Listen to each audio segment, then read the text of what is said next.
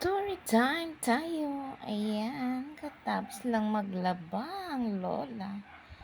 Kakapagod naman talagang labahin. Kahit every week pa yan. Parang ang sarap sumigaw ng bonggang-bongga. Yung sigaw talaga na maraming makakarinig. Kaya lang, kaya sumigaw eh. Ayan, tahimik kasi yan eh. Yung lugar namin. Baka pag sumigaw ako, sabihin mo may nagwawala. Kaya, tingin-tingin na lang ako dyan sa paligid. Baka sakaling may masilayan.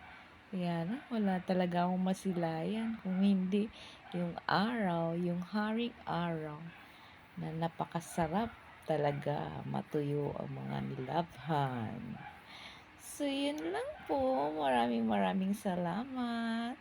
At sa ulitin. Thank you for watching. Ayan no, nag-imot-imot ang lola mo dun.